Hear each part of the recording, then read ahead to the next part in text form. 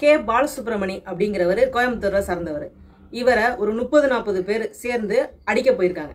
என்ன காரணம் அப்படிங்கிறத வீடியோக்குள்ள போய் பார்க்கலாமா? வாங்க. கே பாலசுப்ரமணி 42 விக்னேஷ் நகர் ஃபர்ஸ்ட் HS காலனி.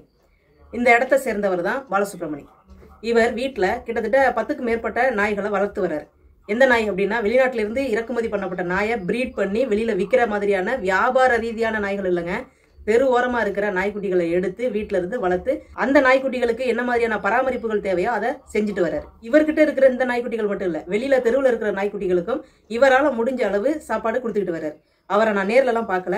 ஒரு தம்பி அவங்களுடைய வாக்கு மூலமா தான் இதை என்கிட்ட அனுப்பி பேச சொல்லி கேட்டுக்கிட்டதுனால மறுப்பு தெரிவிக்காம இதை நான் உங்ககிட்ட கொண்டு வந்து சேர்க்கிறேன். நாம தெருவில் நாய்கள் இருக்கக்கூடாது அப்படின்னு ஒரு சேனல் ஆரம்பிச்சு வீட்டுக்கு முடிஞ்ச அளவுக்கு நாய்க்குட்டிகளை தத்தெடுங்க. மீத நாய்க்குட்டிகளுக்கு கருத்தடை ஆப்ரேஷன் பண்ணி அந்த தெருவில் வச்சு பார்த்துக்குங்க.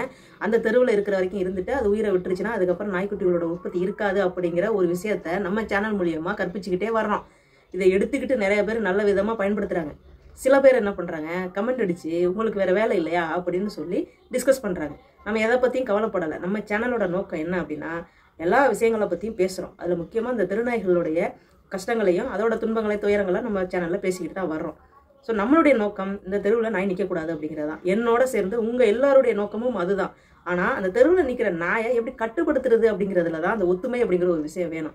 கோயம்புத்தூர்ல இருக்கிற சுப்பிரமணி அப்படிங்கிற நபர் வீட்டுக்குள்ள இருக்கிற நாய்களுக்கு சாப்பாடு வைக்கிறாரு, வெளியில வர்ற பசின்னு வர்ற நாய்க்குட்டிகளுக்கு சாப்பாடு வைக்கிறாரு.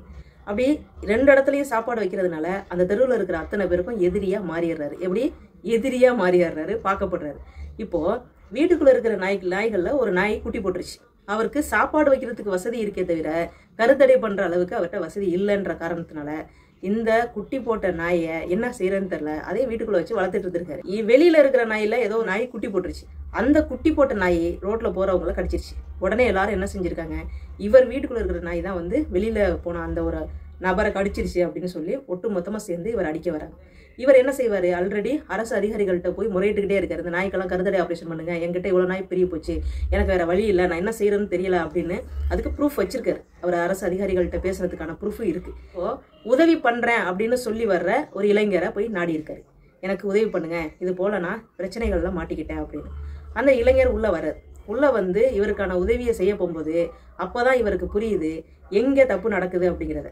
எங்க தப்பு நடக்குது அப்படிங்கிறத நம்ம ப்ரூஃப் பண்ணிட்டு இருக்கிறதுக்கு நமக்கு நேரம் இல்லை, நமக்கு அதுக்கான வேலையும் இல்லை அப்படின்ற அந்த ஒரு காரணத்தினால.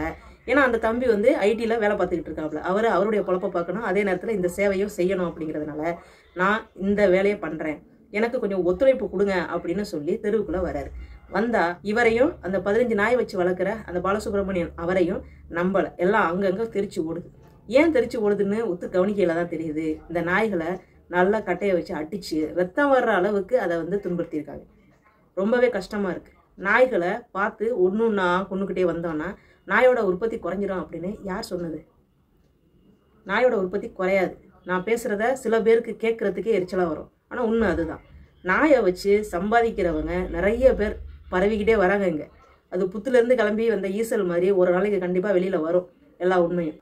ஆனா இது போல அப்பாவிகள் இருக்காங்க பாருங்க, இன்ஸ்டாகிராமு, ஃபேஸ்புக்கு, யூடியூப், இது எல்லாத்தையுமே என்னன்னே தெரியாம இதை பத்தி ஒரு புரிதலும் இல்லாம நான் நாய்க்குட்டிகளுக்கு சேவை பண்றேன் அப்படின்னு சேவை பண்ணிக்கிட்டு இருக்கிற பல மக்கள் இதுக்குள்ள பாதிக்கப்பட்டுட்டு வராங்க.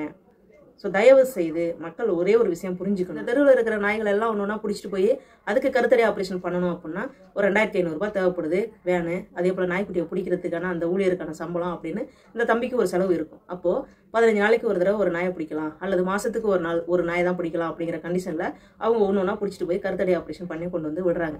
இது யாரோட நல்லதுக்கு? உங்களோட நல்லதுக்கு. ஆனால் நீங்கள் யாரை திட்டுறீங்க, அடிக்க போறீங்க? உங்களோட நல்லதை கெட்டுடாம இருக்கணும் அப்படின்றதுக்காக பாடுபடுறாங்க பாருங்க அவங்கள.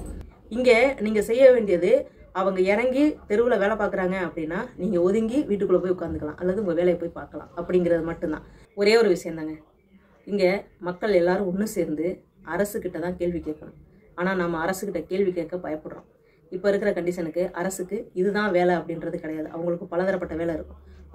அவங்களுடைய வேலையை ஒவ்வொருத்தட்டையாக பிரித்து கொடுத்துருப்பாங்க. இங்கே யார் பொறுப்பில் அந்த வேலை இருக்கோ அவங்க சரியான நிர்வாகத்தை நிர்வகித்தாங்க அப்படின்னா இந்த பிரச்சனைகளே வெளியில் வராது. ஆனால் நிர்வாகம் சரியாக நிர்வகிக்கப்படலை அப்படிங்கிற பட்சத்தில் இவ்வளவு தவறுகளும் இவ்வளவு பிரச்சனைகளும் இங்கே வளர்ந்துக்கிட்டு இருக்கு அப்படிங்கிறத மக்கள் நாம தான் உணர்ந்துக்கணும். புரிஞ்சுக்கிட்டு அதுக்கு தகுந்த மாதிரி உதவி செய்ய வர்ற உள்ளங்களுக்கு நம்மளுடைய ஆதரவையும் தெரிவித்து அவங்கள தாராளமாக நீங்கள் இறங்கி வேலை செய்யுங்க அப்படின்னு சொல்லலாம். உங்களுக்கு என்னென்ன மாதிரியான இடையூறுகள் ஏற்படுது அப்படிங்கிறத அவங்கள்ட்ட சொல்லலாம். இந்த நாய்க்குட்டிகள் இங்கே இருந்தால் எங்கள் குடும்பத்துக்கு பலதரப்பட்ட பிரச்சனைகள் இருக்குப்பா, இதை பிடிச்சிட்டு போய் நீங்கள் வேறு ஏதாவது இடத்துல விடுங்க அப்படின்னு தன்மையாக சொல்லலாம். இது மாதிரி நீங்கள் சொன்னீங்க அப்படின்னா உதவி செய்ய வர்றவங்களுக்கும் கொஞ்சம் சந்தோஷமாக இருக்கும். அதை விடுத்து அந்த உதவி செய்ய வர்ற நபர்கிட்ட சண்டைக்கு போனீங்க அப்படின்னா அவங்களுக்கு என்ன லைஃப்டா இது அப்படின்னு விட்டுட்டு போயிட்டாங்கன்னா அவங்களும் விட்டுட்டாங்க, மற்றவங்களும் விட்டுட்டாங்க, அதிகாரிகளும் விட்டுட்டாங்க அப்படின்னா பாதிப்பும் அதுக்கான பிரச்சனையும் உங்களுக்கானது மட்டும்தான், உங்களை மட்டும்தான் நோக்கி வரும். அதை நீங்கள் தான் எதிர்கொள்கிற மாதிரி கடைசியில் கொண்டு வந்து நிப்பாட்டும். அப்படிங்கிறத மட்டும் தெளிவாக உங்களுக்கு நான் சொல்லிட்டு நீங்கள் தான் யோசிக்கணும். இந்த வீடியோவை எல்லாருக்கும் போய் கண்ணில் படுற மாதிரி காதில் கேட்குற மாதிரி ஷேர் பண்ணுங்கள். இந்த வீடியோவை இதோட முடிச்சுட்டு அடுத்த ஒரு நல்லதொரு சம்பவத்தோட உங்களை நான் சந்திக்கிறேன். நன்றி.